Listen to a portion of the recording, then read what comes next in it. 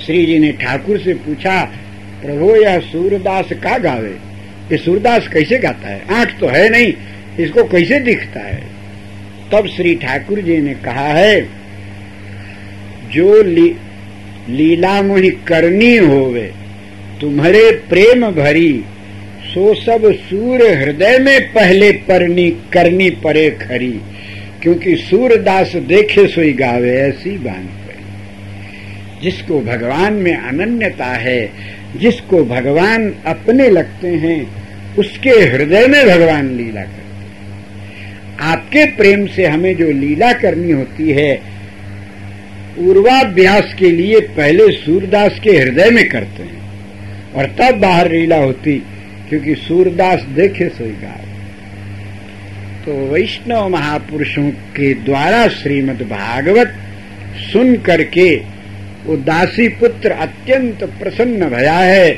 चतुर्मासा समाप्त होने पर संत चलने लगे हैं तो रो पड़ा हुआ।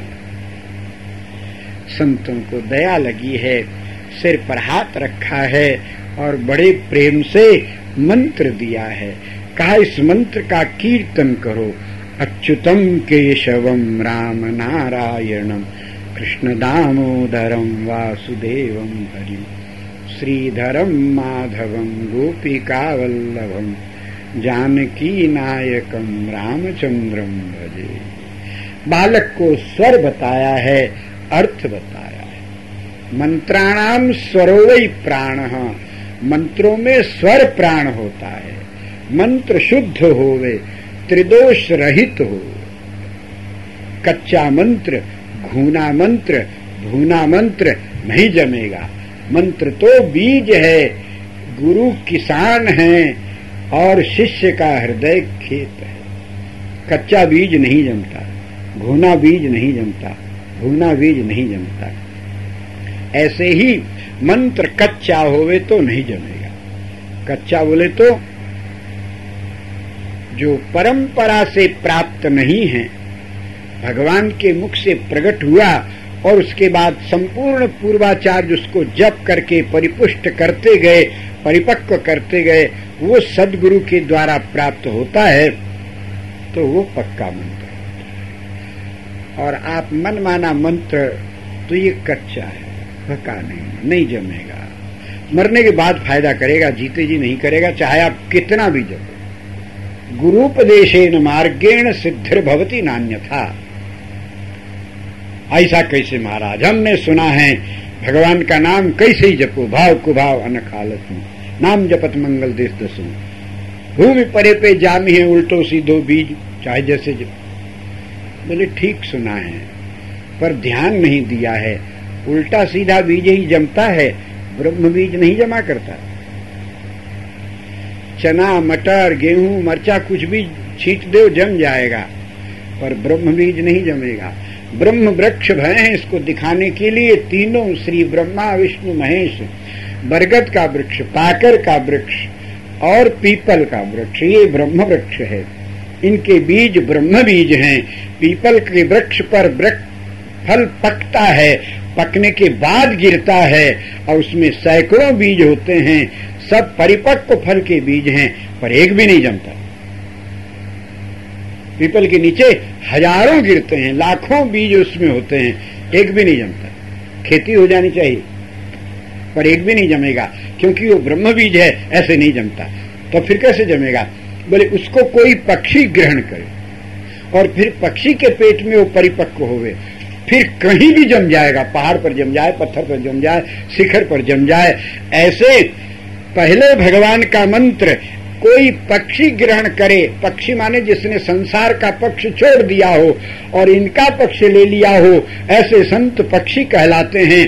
ज्ञान और वैराग्य रूपी पंख से वो केवल कुटुंब परिवार में नहीं, सारी वसुधा को प्रेम करने लग जाते हैं, बहुत ऊंची उड़ान भरते हैं, इसीलिए पक्षी कहलाते हैं। ऐसे उदार संत से जब आप वो मंत्र बीज ग्रहण करो तो कैसा भी शिष्य जम जाएगा गुरु के सामर्थ्य के प्रभाव से। इसलिए मंत्र त्रिदोष रहित हो। दूसरा अंग है मंत्राणाम स्वरो वै प्राणः। मंत्र को स्वर से गाओ। ओम नमः शिवाय, ओम नमः शिवाय, ओम नमः शिवाय, ओम नमः। झाड़ू लगा रहे, अपने प्रीतम का नाम है। जब ही राम कहीं ले उसासा, उमगत प्रेम मनहु चहु पासा। जब प्रेम से नाम ले तो हृदय में रोमांच आ जाता है, पाप भाग जाता है। श्री राम, प्रेम से भगवान नाम उच्चारण करो। व्यग्र चित्ताद हतो जपः, बहुत जल्दी जल्दी जो जप करता है उसको लाभ नहीं होता है। पाठ में भी ऐसे स्वर से करो। शीघ्री गीति शिरः कंपी, स्वहस्त लिखित पुस्तिका, अल्पकंठ अनर्थज्ञ, षड़ैते पाठका अधमा। अधम पाठक हैं, मरने के बाद भले पाठ का फल मिले, जीते जी मुश्किल है। प्रेम से जपो, शुद्ध उच्चारण करो, स्वर से जपो। मंत्रों में स्वर ही प्राण है। स्वर ईश्वर है, ईश्वर है, ईश्वर है। ऐसे ठाकुर जी का दर्शन करो, थोड़ी देर में जी उब जाएगा। और गान बजान होता हो ठाकुर जी की लीला पदों का तो फिर आनंद आता है। तो स्वर ईश्वर है। और तीसरा अंग है मंत्र का अर्थ जाने बिना मंत्र अगले जन्म में फायदा करेगा। इसलिए मंत्र का अर्थ जानो। मंत्रार्थ जानने से निश्चिंतता आ जाती है। पूरे मंत्र का अर्थ तो परंपरा से बताया जाता है, ऐसे नहीं, पर नमूना बताएं। कोई भी मंत्र हो, किसी भी देवता का मंत्र हो, नमः पद उसमें अवश्य होता है। पहले प्रणव अथवा बीज लगो, फिर भगवान का नाम, अंत में नमः। श्री रामाय नमः, श्री कृष्णाय नमः, गोविंदाय नमः, यही सब मंत्र है ना। तो इसमें जो नमः पद है इसके दो अर्थ होते हैं। एक तो नमस्कार और दूसरा रहस्य अर्थ है कि न इति निषेधे म इति ममत्वे। आपका मंत्र बताता है अपने को कर्ता मत मानो। न माने नहीं, म माने मेरा। ये पुण्य कृत्य मेरा नहीं है तो किसका है? बोले कृष्णाय, कृष्ण के लिए है। श्री कृष्ण करा रहे हैं, इसलिए आपसे पुण्य होवे पाप होवे, नमः का अनुसंधान करो। न म, ये कृत्य मेरा नहीं। तब किसका? कृष्णाय। बस हनुमान जी महाराज इसी मंत्र का अनुभव करते हैं। समुद्र लांघते हैं, ये धर्म नहीं है, तीर्थ को नहीं लांघना चाहिए। लंका में आग लगा देते हैं, आतताई का काम है किसी के घर में आग लगाना, ये पुण्य नहीं है। हरे हरे वृक्षों को उखाड़ के फेंक देते हैं, ये धर्म नहीं है। माता जी नीचे विराजी अपने ऊपर बैठते हैं, ये धर्म नहीं है। सबके घरों में आग लगा दिया, पूरी लंका में आतताई के समान, ये धर्म की बात है? अरे रावण ने आपकी पूंछ में आग लगाई, आप उसकी दाढ़ी मूंछ में आग लगाओ, सबको गाय को जलाते। किसी ने रुई दिया, किसी ने तेल दिया, किसी ने हंसी उड़ाई। बोले घर के भीतर के बुढ़ों ने क्या किया, बच्चों ने क्या किया, पिंजड़े में बैठे पक्षियों ने क्या किया, हाथी घोड़ा बंधे उन लोगों ने क्या किया, और तो और पेट के भीतर के बच्चों ने क्या किया, एक को भी नहीं छोड़ा, सबको जला के खाक कर दिया। पेट वालों के लिए इतनी जोर गर्जना की कि गर्भ श्रमई सुनिश्चरना। ये कोई धर्म का काम? अकारण माताओं की गोद उजड़ रही है, सुहाग उजड़ रहा है, घर जल रहा है। पर कमाल की बात यह है कि जिसका ये सब नुकसान हो रहा है वो कहता है कोई देवता है। हम जो कहा यह कपि नहीं होई, बान रूप धरे सुर कोई। ये कोई देवता है बानर के रूप में। और यही हनुमान जी सजूनी बूटी लेकर आते हैं तो संत शिरोमणि भरत जी समझते हैं कोई राक्षस जा रहा, क्या मार के बाहर नीचे गिरा। वो भी राम जी की सेवा, ये भी राम जी की सेवा। पर वो सेवा करते समय हनुमान जी महाराज मंत्रार्थ का स्मरण करते हैं, न म, ये कृत्य मेरा नहीं है। और संजीवनी लाते समय में मैं ले आऊंगा, चला प्रभंजन सुत बल भाकी। अहंकार है, इसलिए संत भी उनको असंत समझते हैं और असुर भी यहाँ मंत्रार्थ का स्मरण करने से देवता समझते हैं। राम जी ने पूछा, हनुमान रावण के जीते जी उसके घर में रहते तुमने लंका जला दी। हनुमान जी ने कहा, ना ये मेरा कृत्य नहीं है। न म, तो किसका है? बोले सो सब तो प्रताप रघुराई, नाथ न कछुक मोर प्रभुताई, नमः रामाय। मंत्रार्थ है ना। ऐसे मंत्र का जब पूरा अर्थ समझ में आता है तो इसी मंत्रार्थ को अमर कथा कहते हैं। जिसके हृदय में उतर जाए उसका मरण नहीं होता।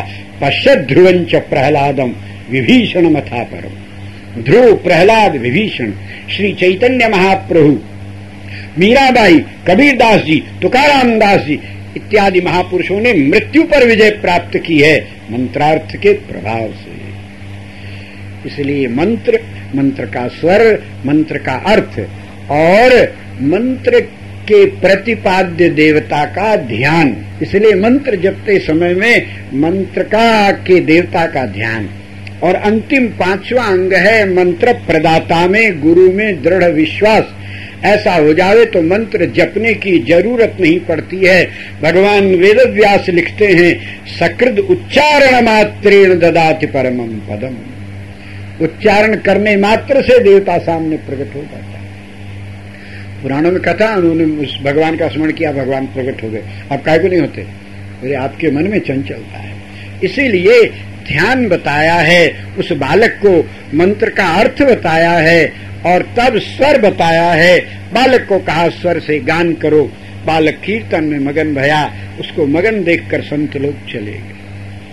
संत बहुत प्रेमी होते हैं, जब तक रहते हैं जो समीप जावे उससे गहक कर मिलते हैं, प्यार प्रदर्शित करते हैं, कथा सुनाते हैं, कीर्तन कराते हैं, भगवान की लीलाओं से हृदय को सरस करते हैं। और जाने का समय होता है तो निष्ठुर होते हैं। फिर आप कितना भी रहो, पलट के देखते नहीं। निर्मोहिए संत प्यार करके अपनावे, किंतु अंत में बधिक सरिस ही छुरी चला। गहक मिले जब तलक रहे, रस नित बरसावे, और कसक ही ये में चाड़ निठुर बन के भगी जावे।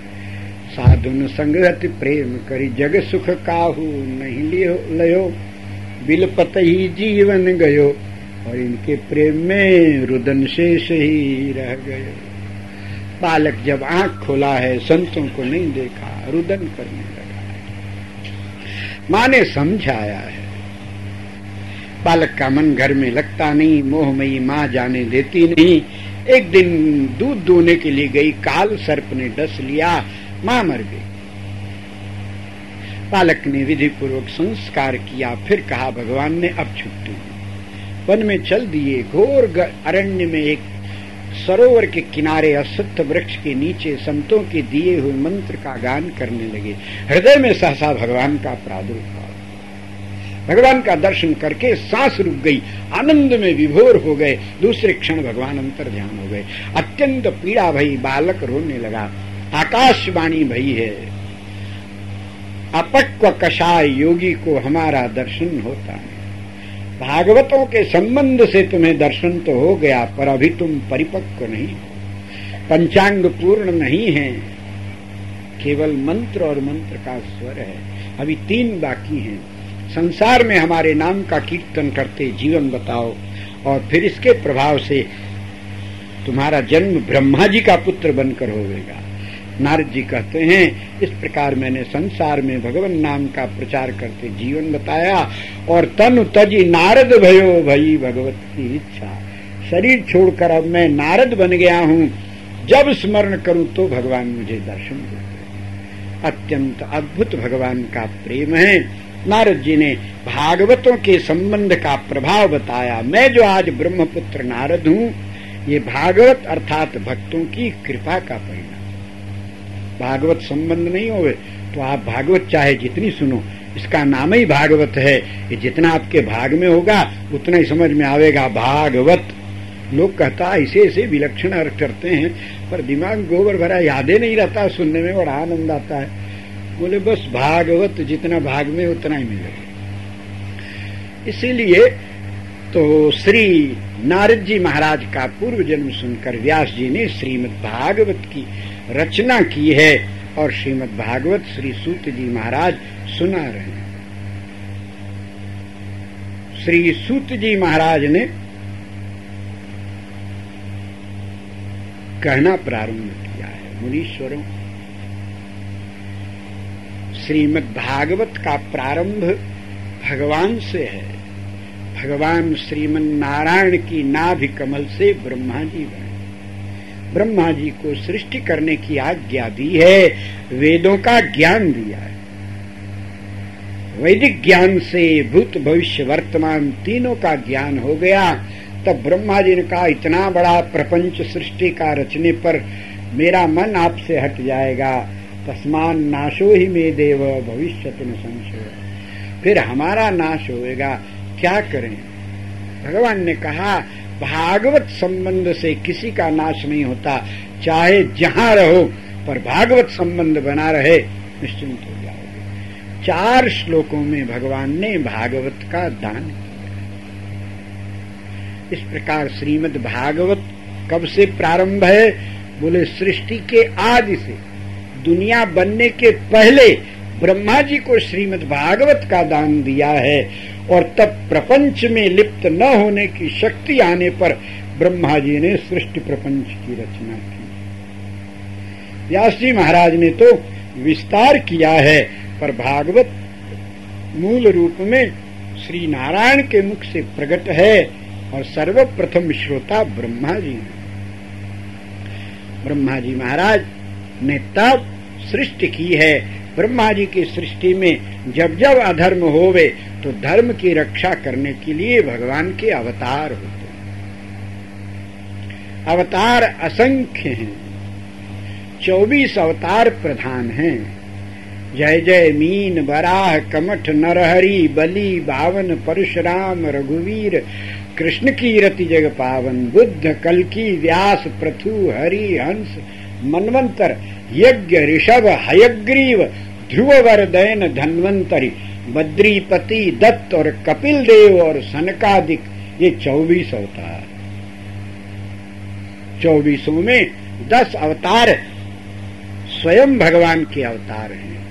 अवतार 5 प्रकार के होते हैं। अंशावतार, कलावतार, आवेशावतार, पूर्णावतार और परिपूर्णावतार। भगवान सदा परिपूर्ण हैं सर्वत्र, पर जिन अवतारों में आंशिक कला प्रदर्शित करते हैं, थोड़ा काम करते हैं, वो अंशावतार कहलाता है। नारद है, व्यास है, सनकादिक है, कपिल हैं, ये सब भगवान के अंशावतार। कलावतार उसे कहते हैं कि कोई कला करके ठाकुर जी गायब हो जाए। मोहिनी अवतार ये कला अवतार है। थोड़ा चटक मटक किया, दैत्यों को ठग लिया, असुरों को अमृत पिलाया, गायब हो गए। और तीसरा आवेशावतार है। आवेशावतार 2 प्रकार का होता है, शुद्ध आवेशावतार और अशुद्ध आवेशावतार। शुद्ध जीव में प्रवेश करें तो शुद्ध आवेशावतार ब्रह्मा जी और शंकर आदि के समान ये भगवान के शुद्ध आवेशावतार। ब्रह्मेश कपिलादय, ब्रह्मा शंकर कपिल आदि भगवान के शुद्ध आवेशावतार हैं। अशुद्ध आवेशावतार अशुद्ध जीव में प्रवेश करें, वर्णाश्रम के प्रतिकूल आचरण करें, तो वो अशुद्धावतार होते हैं।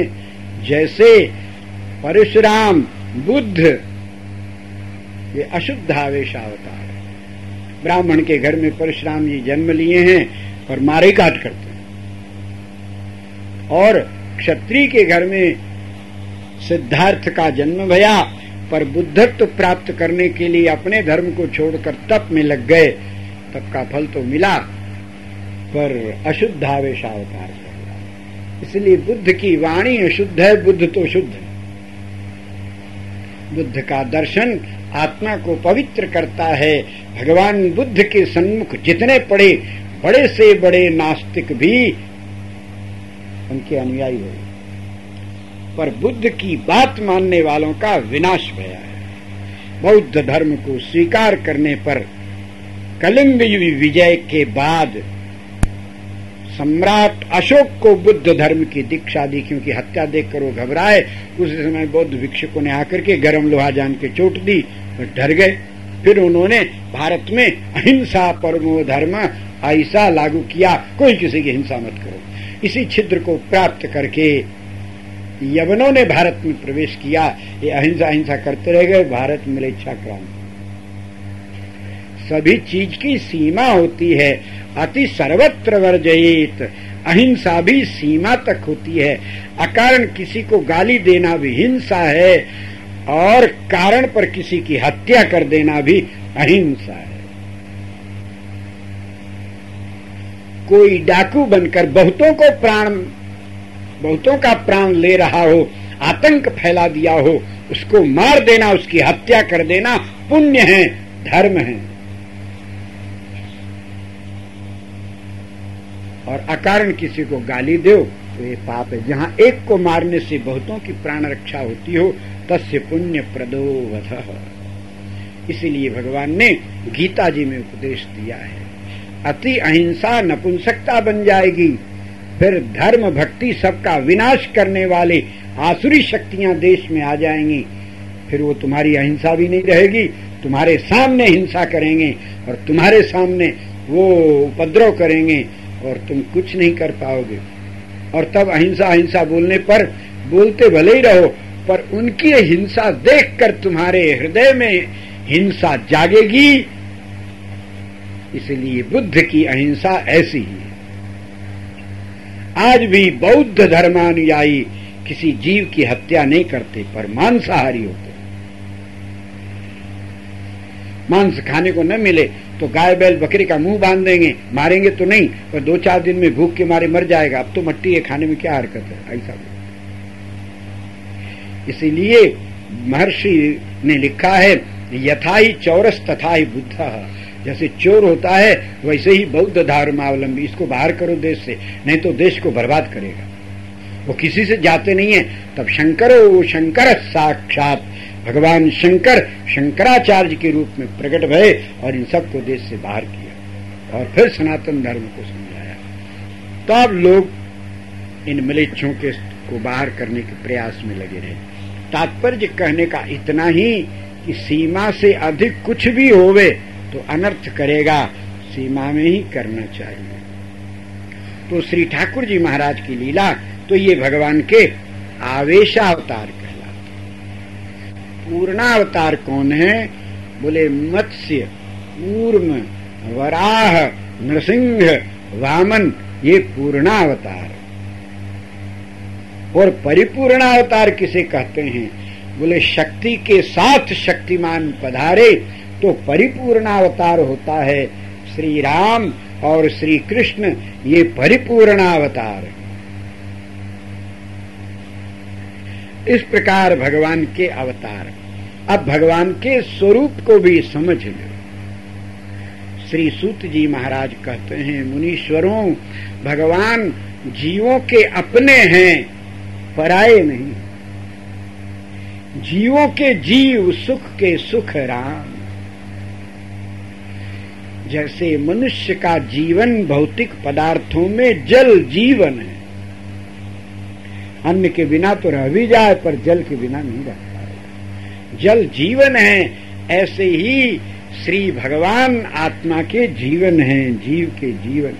आपकी आत्मा की आत्मा होने के कारण इनको परमात्मा कहा जाता है। आत्मा के बिना देह जैसे व्यर्थ हो जाती है, वैसे परमात्मा के बिना आत्मा भी व्यर्थ हो जाती है। प्रलय में सभी आत्माएं तो रहती हैं, आत्मा का तो नाश होता नहीं है, पर करण कलेव रहित परमात्मा के संबंध से रहित आत्मा व्यर्थ होती हैं, व्याकुल होती हैं। तो सर्वेश्वर कृपा करके इनको करण कलेवर देने के लिए अपने नाभि से करुणा कमल प्रकट करते हैं। फिर करुणा के सिंधु ब्रह्मा जी प्रकट होते हैं और फिर ब्रह्मा जी सृष्टि करते हैं। तो सभी आत्माओं को शरीर मिलते हैं, इंद्रियां मिलती हैं, जिससे वो आपस में कुछ कह करके पूर्वकृत दोषों को दूर करने का प्रयास कर सके। ये सृष्टि भगवान की कृपा का परिणाम है। जीव दुखाकुले विष्णु कृपा काप्युपजायते। अब जीवों को प्राप्त होने के लिए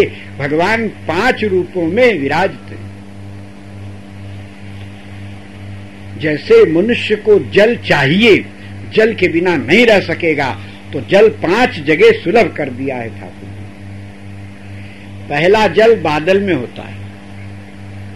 बादल में जल है, इसको कोई कैसे अस्वीकार करेगा, पर दुर्लभ है, आप जा नहीं सकते, और वो कब बरसेगा, कहां बरसेगा, कोई ठिकाना। इसलिए बादल का जल दुर्लभ है। उससे सुलभ जल तो झरने में झरता है, वो कहीं भागता नहीं, एक ही जगह रहता है, पर सबको सुलभ नहीं है, इसलिए और सुलभ।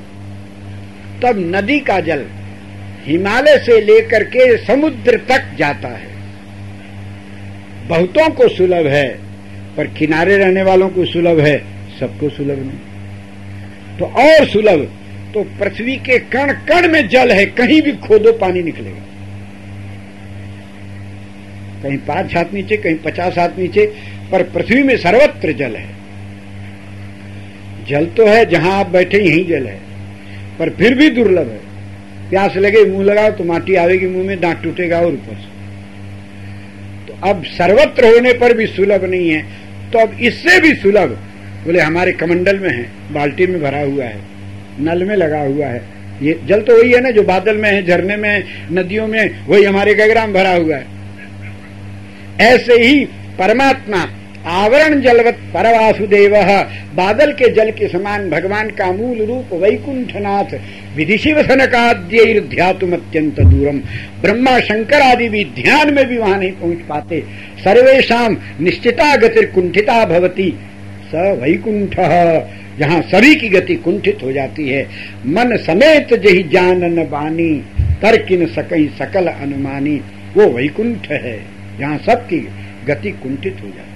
ये तो वाचो निवर्तन्ते अप्राप्य मनसा सह, जहां वाणी लौटी आती है। तो वो कैसे हैं बोले आवरण जलवत, बादल के जल के समान भगवान परवासुदेव, वहां वैकुंठ में कोई जा ही नहीं पाता, ब्रह्मा शंकर भी नहीं जा पाते।